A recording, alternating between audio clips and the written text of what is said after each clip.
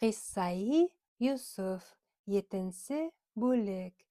Һарайҙа ғәйбәт таралғаны, Зөләйханың ҡатындарҙы ҡунаҡҡа саҡырғаны. Мысыр ҡатын-ҡыҙҙары быны ишетте. Күмәк араһы ғәйбәт итеп һөйләне. Ишеткәне, ишетмәгәне йыйылышты.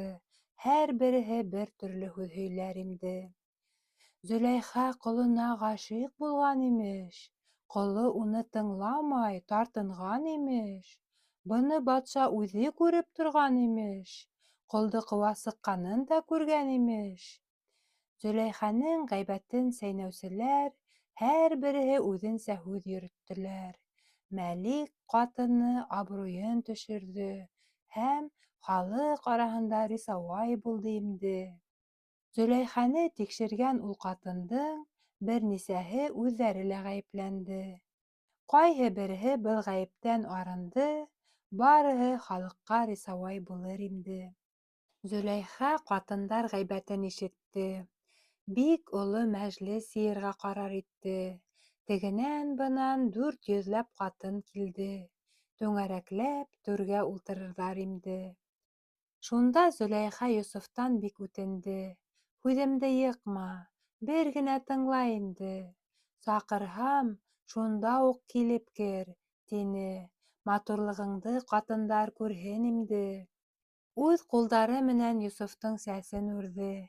Иңдәренә зиннәтле тундар кейҙерҙе. Ҡулына ҡыҙыл алтындан тас тотторҙо. Ҡунаҡтағыларға һонорға тейеш инде.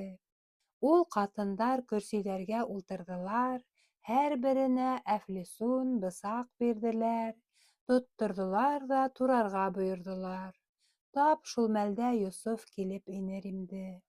Ҡатындар ҡамасау тип асыуланды. Аңғармаҫтан Йософ күҙҙәренә салынды. Уны күреп, барыһы ла телһеҙ ҡалды. Әфлисун тип бармаҡтарын киҫер инде. Йософҡа бағып улар сихырланды. Һиҙмәйенсә һаман бармағын тураны. Ҡулдарының киҫелгәнен дә тойманы. Барса ҡатындар ҙа хайран булған инде.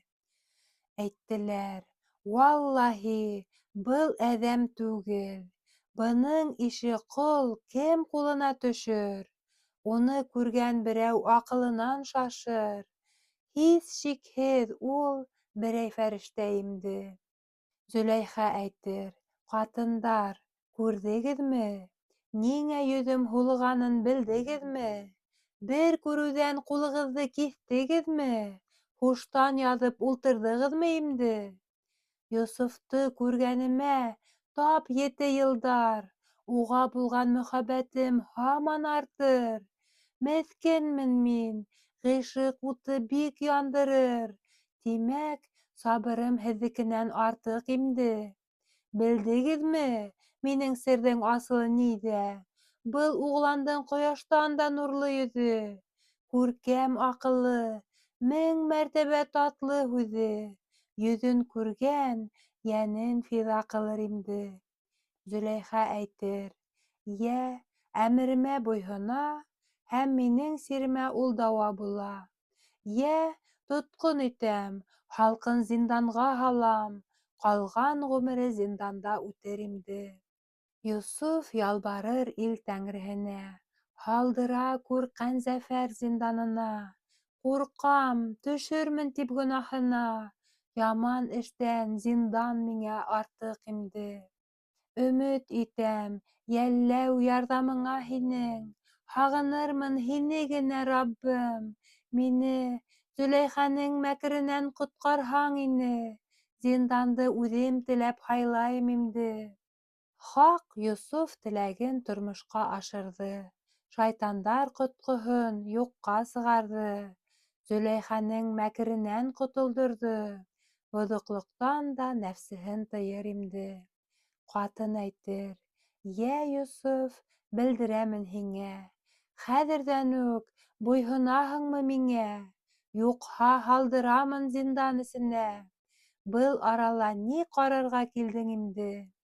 Йософ әйтер: «Хаҡҡа гонаһлы булыуҙан, гонаһ алып тамуҡ утында яныуҙан, Алдағы көн оятлы булып ҡалыуҙан, бөгөнгө көн миңә зиндан яҡын имде. Бынан Зөләйхәнең асыуы ҡабарҙы, ныҡ ғәрләнде, күңеленән хәйлә ҡорҙо. Йософ биленән ҡәмәрен ысҡындырҙы, затлы ебәк кейемдәрен һуйыр имде. Мәлик Раян ҡаршыһына Зөләйха барҙы. Раянға Йософто һөйләп ныҡ зарланды. Әйтер, беҙҙең ҡол уғлан буйһонмаҫ булды. Бойорһағыҙ, уны тотҡон итәм инде. Уны ҡиммәт баһаға һатып алдым. Бөтә малым, мөлкәтемде фиҙа ҡылдым. Өҫтәүенә унан әҙәпһеҙлек күрҙем. Ышанысһыҙ, бер кемгә буйһонмаҫ инде. Әмер бирҙе Зөләйхәгә Мәлик Раян. Әгәр ҙә баш бирмәй икән ул ҡол уғлан, тейешлелер ул ҡолға һис шикһеҙ зиндан. Рөхсәттер тотҡонлоҡҡа ябырға инде. Бәс, Зөләйха шунда уҡ кире ҡайтты. Оҫталарҙан бер һандыҡ йүнәттерҙе. Йософто шул һандыҡ эсенә һалдыртты. Йөксө күтәреп зинданға илтер инде. Йософтоң зинданда ятҡаны, икмәксе менән шарапсыға төш юрағаны. Был хәлдәрҙе Ҡәнзәфәр шунда уҡ белде. Асыуланып Зөләйха янына килде. Йософ ғәйепһеҙ, бөтә ғәйеп һиндә, тине. Һандыҡтан Йософто ул сығарыр инде. Аяҡ-ҡулдарынан бау бығауҙарын систерҙе. Йомшаҡ ебәк түшәктәрен түшәттерҙе. Эргәһенә хеҙмәтселәрен баҫтырҙы. Тиҙ сығарам, һис ҡурҡмағыҙ, тиер инде. Унан ары күп түгел бер көн булды. Аллабыҙ Ҡәнзәфәрҙең йәнен алды. Ҡәрҙәше ине уның Мәлик Раян. Солтанлыҡ Мәлик Раянға ҡалыр инде. Зиндандағы тотҡондарҙы азат итте. Йософто тик Мәлик Раян сығартманы. Хаҡ әмер биреп Ябраилды ебәртте. Өгөтләп, хаҡ сәләмен еткерер инде. Ябраил бер ап-аҡ эне тотоп килде. Килгәс тә Йософтоң ауыҙына һалды. Тәғбир ғилемен, хикмәт серҙәрен белдерҙе. Мөғжизәле көскә эйә булды инде. Йәмәндән Мысырға бер шымсы килде. Бик күп мал биреп ришүәт бирҙе. Икмәксене һәм шарапсыны ант иттерҙе. Раянға ағыу бирегеҙ, тиер инде. Мәликкә был әхүәлдәр мәғлүм булды. Икмәксе менән шарапсыны тотҡон ҡылды. Күп йылдар буйы улар зинданда ҡалды. Әсирлеккә бик ныҡ ҡайғырырҙар инде. Күпмелер үткәс, шарапсы бер төш күрҙе. Тәғбир ғилемен белеүсе бармы, тине. Йософ шунда шарапсыға яуап бирҙе. Төшөңдө һөйлә, юрайым, тиер инде. Шарапсы әйтер, төшөмдә шуны күрҙем. 3 шәлкем бешкән йөҙөм һыға инем. Ҡыҙыл алтын касаларға ҡоя инем. Раянға һона инем. Ул эсте инде. Икмәкселә. Мин дә бер төш күргән инем. Башыма күп итеп икмәк күтәргән инем. Ул икмәктәрҙе Раянға илтер инем. Ҡоштар килеп икмәктәрҙе суҡыр инде. Йософ ул икәүҙең дә төшөн юраны. Шарапсыға изге юрау әйтер ине. Шатлан, һине азатлык көтә, тине. Раян һиңә ҙур дәрәжә бирер инде. Ә икмәксегә әйтте: ҡурҡыныс төшөң. Аһ, Дәриға, бик ҡыҙғаныс һинең эшең. Хәҡиҡәтте бел, бөтөр һинең башың. Мәлик һине шикһеҙ үлтерер инде. Икмәксе был юрауҙы кире ҡаҡты. Күрмәнем ундай төш, тип башта тартты. Күрәсәкһең, тине Йософ, хаҡ ҡылғанды. Хаҡ ебәргән ҡаза кире ҡайтмаҫ инде. Шарапсы Йософ юрауын ысынға алды. Дөрөҫлөгөнә инанды, мөьмин булды. Зиндан әһеле Йософтоң хаҡлығын белде. Тик икмәксе генә кафыр ҡалыр инде. Бынан һуң күп ваҡыт түгел, 3 көн үтте. Мәлик Раян икмәксене дарға әйтте. Шунан күҙҙәрен суҡырға ҡоштар төштө. Бөтә халыҡ ғәжәпкә ҡалыр инде. Унан Мәлик шарапсыға кейем бирҙе. Тағы ла затлы тундарға кейендерҙе. Шарапсылыҡ дәрәжәһен кире бирҙе. Йософ уға аманат һүҙ әйтер инде. Әйтер: «Минең хаҡта Мәликтең иҫенә төшөр. Хәлдәрем тураһында аңлатып бир. Гонаһым юҡ икәнлегемде һөйләп бир. Раббым алдында телгә ал», тиер инде. Шул уҡ сәғәт күк эйәһе Олуғ Собхан, мәликтәрҙең мәлиге Бөйөк Солтан Ябраилды ебәрҙе. Ул төшөп күктән хаҡ сәләмен Йософҡа еткерер инде. Әйтер: «Һине Яҡуптан, әйт, кем һөйҙөрҙө?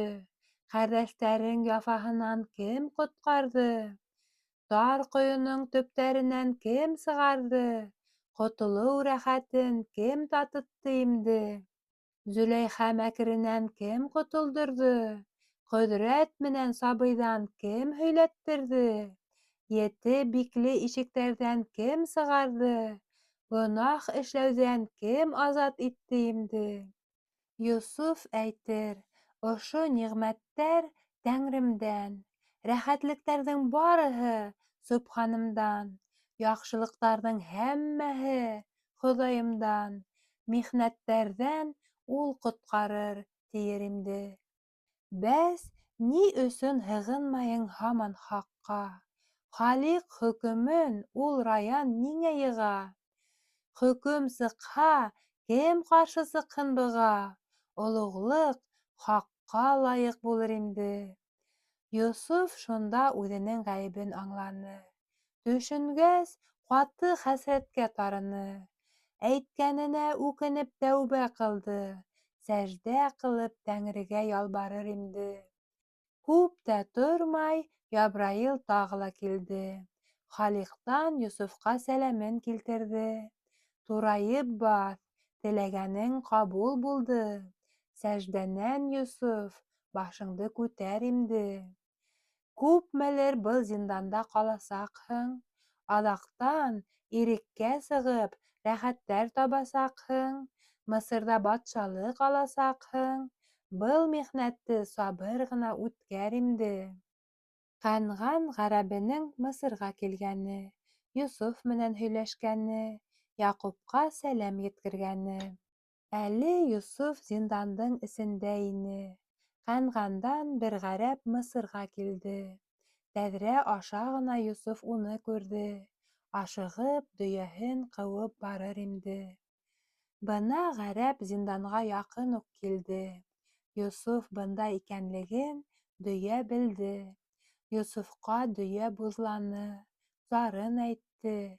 «Мин ҡәнғәндан килдем», тип әйтер инде. «Атаң Яҡупты ҡәнғәндә күреп килдем. Уның хәле хөртәйгәнен белеп килдем. Хәсрәтләнеп ҡайғырғанын күреп килдем. Бахырҙың көндән-көн зары артыр инде. Һаман да һинең хәсрәтеңде йота Яҡуп. Һинән дә һөйкөмлөрәк бер кеме юҡ. Һине һағынып, түгелеп илар һушһыҙ булып, нисә тапҡыр иҫһеҙ булып ятыр инде. Илай торғас, ике күҙе күрмәҫ булды. Зәғифлектән һөйәктәре тотмаҫ булды. Бер ниндәй эшкә лә көсө етмәҫ булды. «Йософ, Йософ», тип илап ултырыр инде.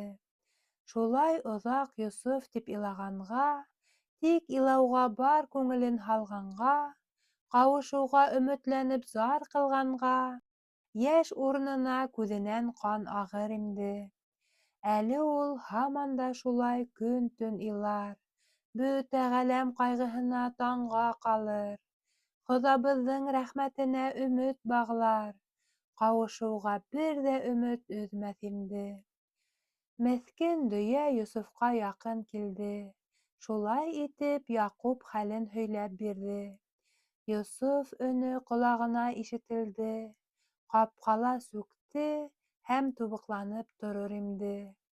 Бәс, дөйә боҙлап хәлдәрҙе һөйләп биргәс, хәл-әхүәлдәр тулыһынса мәғлүм булғас, Яҡуптың хәле мөшкөллөгөн дә белгәс, Йософ һушһыҙ булып ауып төшөр инде. Шул минутта ғәрәп килеп тә етте. Дөйәһенең ҡапҡала сүккәнлеген күрҙе. Таяҡ алып дөйәне туҡмарға булды. Ул таяғын ер ебәрмәй торор инде. Ғәрәп бахыр ни эшләргә лә белмәне. Аяғын тартып ала алмай аптыранды. Ахырҙа ул Йософҡа әйтте, ялбарҙы, аяғымды ер ебәрмәй, тиер инде. Йософ әйтер, эй ғәрәп, ни тиерһең, ҡайҙа барҙың һәм ни эшләп йөрөйһөң? Гонаһһыҙға дөйәне ниңә туҡмайһың? Ҡайҙан килдең? Хәбәреңде һөйлә инде. Ғәрәп тә Йософҡа оҙаҡ ҡарап торҙо. Әйткән һүҙенән яҡшы тәьҫир ҡалды. Үҙ хәлдәрен дә йәшермәй һөйләп бирҙе. Аяғымды ер тотто, тип ҡабатлар инде. Йософ әйтер, эй ғәрәп, ниәтең ниҙер? Аяҡтарың ысҡынмауы үҙеңдәндер, дөйәңде туҡмарға теләүеңдәндер. Хәҙер был уйыңдан кире төңөл инде. Ғәрәп үҙ ғәйебен таныны, тәүбә ҡылды. Шунда уҡ аяҡтарын ер ысҡындырҙы. Йософтың эргәһенә яҡын уҡ килде. Ҡулын үбеп, хөрмәтен күрһәтер инде. Йософ унан төрлө хәбәр һораштырҙы. Ғәрәп уға бик теләп яуап бирҙе. Бөтәһен дә берәмләп һанап бирҙе. Ғәрәп һөйләр, Йософ тыңлап илар инде. Ғәрәп әйтер, мин Ҡәнғәндән яңы килдем. Йөк килтерҙем, был шәһәрҙә сауҙа ҡылдым. Күп кенә ҡыҙыл алтын табыш алдым. Йөгөм һаттым, хәҙер Ҡанғанға кире ҡайтам инде. Йософ әйтер, Ҡанғанды беләһеңме? Унда һаман бер бейек тирәк бармы икән? Ян яғында ботаҡтары күренә микән? Ботаҡтар һаман 12 микән инде? Эй, Дариға, ниндәй йыраҡ Ҡанған иле? Айырылышҡандарҙың төшөрмө юлы? Елдәр ҡупһа, шул яҡтан Ҡанған еле, ул ағастың еҫтәрен килтерер инде. Ғәрәп әйтер, аңланым әйткән һүҙеңде. Белдем, фәһемгә алдым һинең сереңде. Ләкин тыңлап торам да үҙеңде. Был эш төбөндә бер хикмәт барҙыр инде. Оло ағас тигәнең Яҡуп булалыр. 11 улы хеҙмәттә әҙер торалыр. 12-нсеһе Йософ ғәйеп булғандыр. Хәҡиҡәт, бүре ейҙе тигәндәр инде. Шунан бирле меҫкен Яҡуп булды хайран. Илай үткәрә ул көндәрен һаман. Йософ менән ҡауышырға эҙләр дарман. Өмөтләнеп Хоҙайға ялбарыр инде. Табыныу йортонан Яҡуп бер ҙә сыҡмаҫ. Күңеле китек, ауыҙына ризыҡ ҡапмаҫ. Күҙен асып йыһанға ла баға алмаҫ. Илай торғас, 2 күҙе күрмәҫ инде. Йософ ғәмен хәтеренән һис сығармаҫ. Бер ваҡытта Йософто онота алмаҫ. Бер кемдең дә өгөтөнә ҡолаҡ һалмаҫ. Йософ тип тау-таш бергә илар инде. Йософ уны ишетеп ҡан йәш түкте. Тулҡынланып ғәрәптең ҡулынан тотто. Яҡупҡа аманат ебәрәмен, тип әйтте. Ул меҫкенгә минән сәләм булыр инде. Әйтерһең, мин зарлылар илсеһемен. Ҡайғылы, михнәтлеләрҙең береһемен. Кәмһетелгән мәзлумдарҙың әһелемен. Тотҡондарҙан да сәләм әйт, тиер инде. Хушлашҡанда, шунда Йософ ғәрәп менән бер беләҙек сығарҙы үҙ ҡуйынынан. Тоттырҙы Йософ ғәрәптең уң ҡулына. Беләҙегем һиңә йәткәр булһын инде. Аманатымды онотоп ҡуйма, ғәрәп. Сәләмемде иҫеңдә тот. Еткер тиҙерәк. Яҡупҡа минең хәлде белгер әҙерәк. Минең өсөн бер доғаһын ҡылһын инде. Уның доғаһы һис һүҙһеҙ ҡабул булыр. Халиҡ миңә лә азатлыҡ насип ҡылыр. Иншалла, михнәттәрҙән һуң рәхәт килер. Пәйғәмбәр доғаһы ҡабул булыр инде. Ғәрәп әйтер, кем икәнең белһәм ине. Күрекле йөҙөңдө бер генә күрһәм ине. Йөҙөңдө күреп, шиктәрем бөтһә ине. Яҡупҡа кем икәнлеген әйтер инем. Йософ әйтер, кем икәнлегемде әйтергә, йөҙөм асып пәрҙәне күтәрергә, рөхсәт юҡтыр был теләгеңде үтәргә, ә рөхсәтһеҙ эш мөбәрәк булмаҫ инде. Йософ әйтер, һиңә һондом бүләгемде, ҡыҙыл яҡуттандыр ул, ҡабул ит инде. Аманат итеп тот, ҡиммәт беләҙек. Хаҡы 20,000 Мысыр алтыны инде. Донъялыҡҡа был беләҙек һиңә етер. 20,000 ҡыҙыл алтынға ул бәрәбәр. Был донъяның вафаһы юҡ, килер, китер, әхирәт өсөн инанмаҡ кәрәк инде. Һаубуллашып, шунан урынынан торҙо. Рөхсәт алып, ғәрәп үҙ юлында булды. Көнө-төнө был хәбәр иҫендә булды. Ҡайтып сәләмде тапшырырға ашыға инде. Ҡанғанға ғәрәп ҡайтып инде. Көтөп тормайынса иртәгеһе көндө, һөйләмәй, аңлатмайынса үҙ өйөндә, туп-тура Яҡуп янына килер инде. Ғәрәп Яҡуптың өйөнә төндә килде. Саҡырҙы ла тыштан ғына сәләм бирҙе. Динә сығып, уны күрҙе, ғәжәпләнде.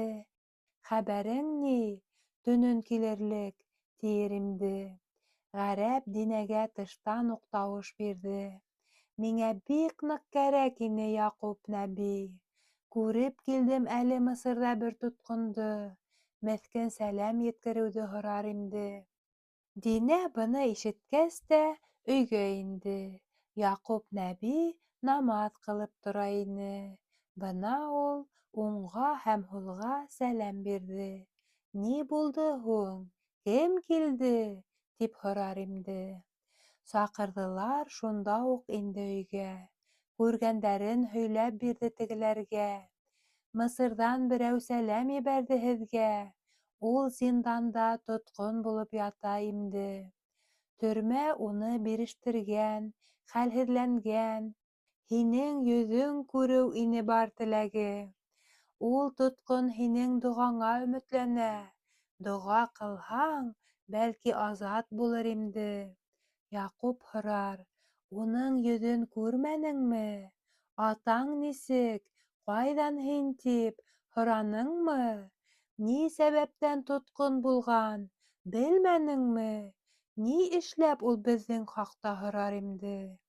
Ғәрәп әйтер, атын һораным, әйтмәне. Хәлдәрен дә бер нисек тә белгертмәне. Күрекле йөҙөнән ябыуын күтәрмәне. Шулай ҙа нуры балҡып торор инде. Яҡуп сәүче ул ғәрәпкә доға ҡылды. Әйтте, һүҙең яҡшы, миңә татлы булды. Хәсрәттәрем еңеләйеп, рәхәт булды. Хәбәрең өсөн һиңә шөкөрҙәр ҡылам инде. Ғәрәп әйтер, шөкөрҙәрең миңә түгел.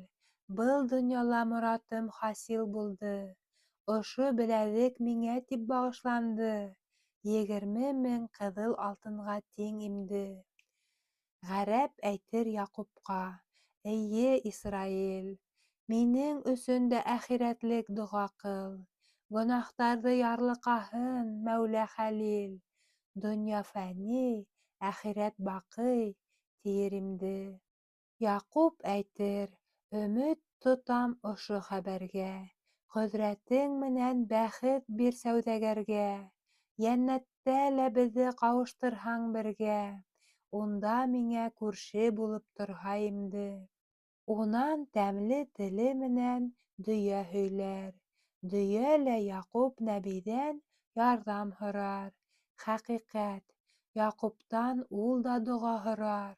Әхирәт рәхәтлектәрен теләр инде.